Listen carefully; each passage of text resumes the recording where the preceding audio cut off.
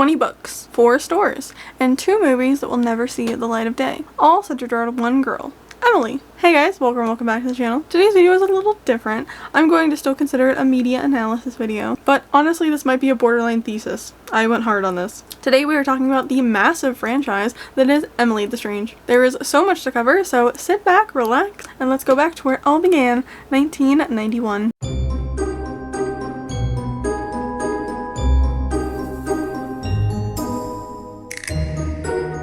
Ugh, I'm already so warm in this. Why did I decide to film this during summer? The year is 1991. A guy named Nate Corio would sketch this weird little goth girl for a skateboard design for Santa Cruz skateboards. A guy named Rob Rager would go on to ask Nate if he could use this design on his merch for his business, Cosmics Debris, etc. Inc., which was located in San Francisco, California. Our lovely girl Emily would then start appearing everywhere. Stickers, record stores, skate stores, all to promote Cosmic Debris. But who exactly is Emily, and why has she captivated people for over 30 years? According to all the lore, she is a 13-year-old girl who just wears black and loves all things gothic.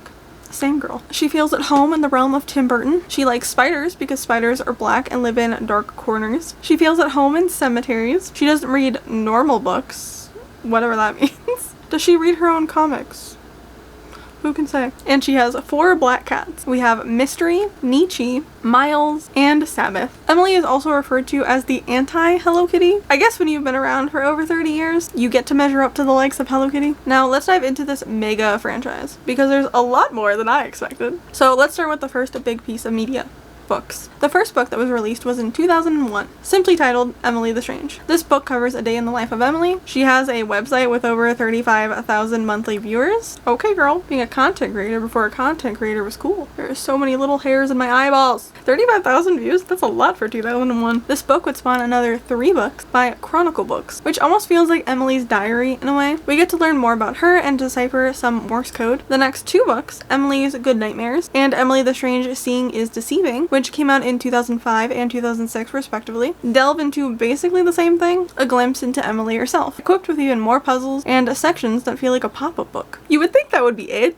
Oh no, there's so much more. In 2005, Dark Horse Comics would release their own series on Emily. 2 books would come out called The Boring Issue and The Lost Issue, followed by The Dark Issue in 2006, and a collector's edition of all 3 books together. There ended up being 9 more comics published over the span of 2007 and 2010. They're really milking this, damn. There's even another separate series called Emily and the Strangers that got at least 3 volumes, and within the last year, I'm talking 2024, they just came out with a brand new comic called No Future, after what the official Instagram says was a 13-year hiatus. Insane. Finishing the book section, HarperCollins also jumped on the Emily bandwagon and dropped 4 books from 2009 and 2013. They are The Lost Days, Stranger and Stranger, Dark Times, and Peace of Mind. From my understanding, it seems like these 4 books are just more of Emily's diary, so we just get an even more in-depth look into her life. I don't think this girl ages. I think it's an Ash Ketchum situation. She's perpetually 13 forever. I think I could easily do a video on just ebooks alone, but that would be way too long and way too much reading. But you get the gist of everything. I'm going to skip to the next section. Stores. Cosmic Debris, the brand that created Emily the Strange, opened 4 flagship stores completely dedicated to Emily. These stores opened in Taiwan, Taipei, Hong Kong, and Greece. Since 2010, Comic Debris has been very open about who their manufacturing and distributor is, and it's an Italian company called Pure Spa. We love some transparency. We really don't get that around here. It's unclear whether these stores still exist. I'm going to assume not, though. It's also safe to assume that Cosmic Debris is also no longer a company in a traditional sense. I did find old merchandise on places like Poshmark where you can buy old merch that has the actual Cosmic Debris logo on it, but I honestly wouldn't be surprised if Cosmic Debris closed down at some point and took all of their energy and put it into Emily the Strange, making that the brand name. Going into the same realm of like merch, they have had some pretty interesting collaborations over the years. In 2005, the company partnered with a British punk band, The Damned, where they used Emily the Strange art as the cover of their single Little Miss Disaster. They also had a Manic Panic hair dye collaboration in 2011, which, like, look at these colors. Oh my god. What I would have killed to get my hands on these. Soylent Green is killing me. I love it. They've changed their website, which I will get to later in this video, but they used to have all of their collaborations listed on their website. The obvious collaborations being Dark Horse Comics, HarperCollins, and Hot Topic, but also some fun mentions like Ita Love, I think that's how you pronounce that brand, Bright Day Company, and Mio Otaku. Real talk, I just found out about Mio Otaku thanks to making this video, and oh my god, their products are so cute. I want to buy the entire store. Someone help me. It is interesting though, the whole reason I decided to make this video in the first place was when I was researching for my Strange Cold Alt Archives video, I saw that they had done a collab with Emily the Strange. So I had to see what was up. Tell me why they didn't include Strange Cold in their list of collaborations? To be fair, that collaboration section on Strange Cold website had virtually nothing, so maybe it's just an old collaboration and they don't include it anymore. But anyway, what else has Emily the Strange dipped her toes into? Movies. Unfortunately, the movies do not have such a long list as the books do, but back in 2005, Fox Animation tried to make a movie. It never happened. Then in 2010, Universal also tried to make a movie, this time with Chloe Moretz as Emily. It never happened. I would have definitely watched that though. I love her. But, not all hope is lost. It was announced on October of 2024. It was announced that a movie was in the works with Warner Brothers Pictures Animation and Bad Robot. Seems like they're taking a stab at it. Hopefully this one doesn't get tossed aside like the rest of them. Keeping in the realm of digital media, what about video games? The Emily the Strange video game, Strangerous, came out on June 10th, 2011, and was published by Exozet Games and released by UK publisher P-Cube. Strangerous was a Nintendo DS and Nintendo DSi puzzle story adventure game. It really reminds me of one of those old point and click like Flash games from the early 2000s. Exoget would also end up developing another Emily the Strange game called Emily the Strange Skate Strange. These names. For PC, iOS, and Android. This came out in May of 2012, and it's exactly as the name suggests. A side-scroller where you do sick tricks around different places in the world. Emily is supposedly related to Gerard Way from My Chemical Romance. Is she also related to Tony Hawk? It's crazy though, you can still buy this game on Amazon, by the way. And finally, the last game to date was called Zoinster Heights, and came out for iOS and Android in 2013. This was developed by Dawn Patrol, and was whatever the fuck this is.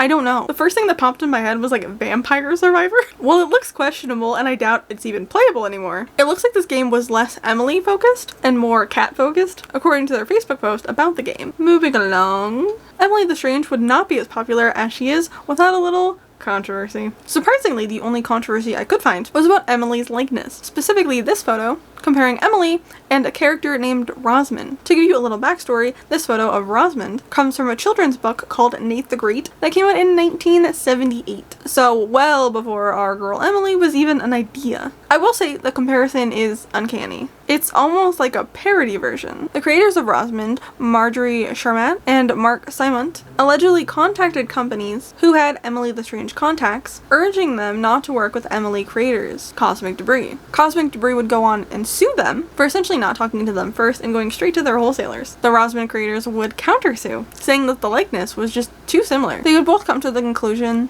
that during this era there was a lot of goth girls like Vampira and Wednesday Addams that they could have both easily drawn inspiration from, which I'm gonna be honest, I don't really understand this part. But by August of 2009, they would make a joint statement saying that they had resolved everything with the two Rosamond creators, with Marjorie and Mark wishing Cosmic Debris all the best. This whole thing was wild to me, because I don't think this would have flown under the radar in this day and age. If this happened in 2025, I could totally see an internet war happening over this. But it is 2025, and Emily the Strange is still very much around. So what is she up to now? Well, they just celebrated their 30th anniversary back in June of 2023, and their socials are still active and thriving. Remember the website I mentioned? Well, it did go through some changes when I was researching, and I thought the website was insanely cool. You could buy a lot of merch off of the website. There was links to organizations like RAIN and an anti-bullying organization, along with all of the hotline numbers. Hell, there was even a web page to Spotify playlist for all of the characters. The site did end up going down for construction while I was still writing the script. So I was really lucky to get some of the screenshots I did before it went down. By the time I got around to finishing my script, just like a week ago, the site was back up. While all of the fun features I just mentioned are still very much there, I can't help but feeling it's missing something, and I really couldn't tell you what it's missing. You cannot unfortunately see any of the collaborations they have anymore,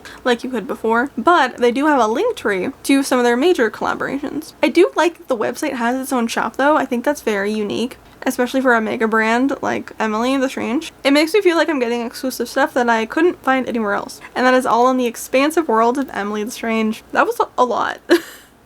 I definitely could have gone into more depth, but I honestly couldn't tell you if this was going to be entertaining or not for you guys. So please let me know what you thought and what you think of our goth girly Emily. Were you familiar with her before this video? Is this the first time you were ever hearing about this character? If you saw her before this, was it some merch in the early 2000s that caught your interest? Or maybe a more current collaboration that they have? Emily was always kind of a character I knew about, but never really knew. She just kind of flew under the radar for me. But I have to say, I think I'm a fan now. Like I said, let me know what you think about Emily the Strange down below. While this video was a little bit of a different one, I do other videos where I deep dive into some of your favorite alternative or gothic characters in media. I've done every goth character from Total Drama. I've done the goth kids from South Park, but I think my also favorite has to be Creepy from Growing Up Creepy. So if you want to check any of those videos out, I have an entire playlist called Media Analysis. But if you like this video, be sure to give it a thumbs up and hit the subscribe button. I post new videos out every week. Don't forget to hit that notification bell so you never miss another upload from me, and I will see you guys in my next one.